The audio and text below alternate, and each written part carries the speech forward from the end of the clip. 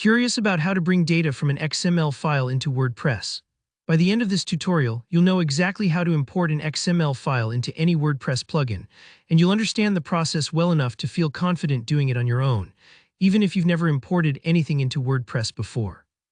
Let's jump right in and get this done together. First things first, you'll need the XML file you want to import.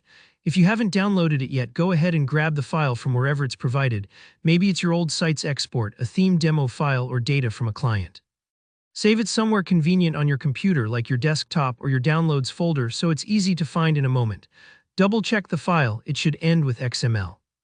This is important because only XML files are compatible with the WordPress importer. If you're not sure whether it's the right file, just check its extension. If it says XML, you're good to go. Now let's head over to your WordPress website. Once you log into the WordPress admin area, look for the left sidebar. This is where most of your site management happens. Hover over Tools, and from the pop-up options, click on Import. Think of Import as WordPress's gateway for bringing in different types of external content, and we're going to use it for XML data today. When you get to the Import screen, you'll see a list of importers for various types of content. What we want is the WordPress importer. It's usually listed at the bottom. If you haven't run an import before, or if you're working on a fresh WordPress site, the system may prompt you to install the importer plugin first. Don't worry, this is normal. Just click the Install Now link and WordPress will handle the rest.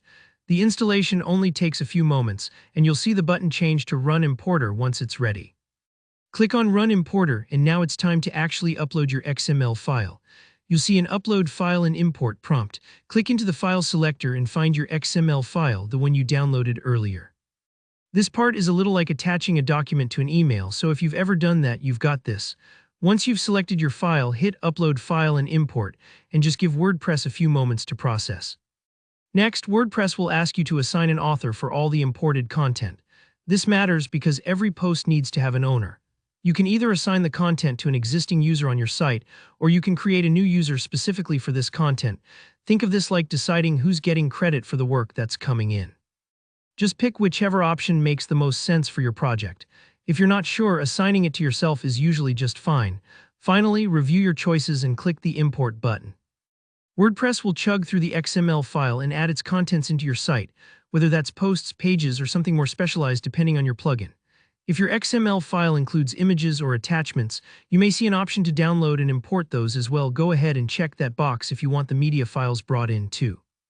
And that's it, you've just imported an XML file into WordPress, and that same process works, whether you're restoring a backup, migrating content, or setting up a plugin that needs extra data.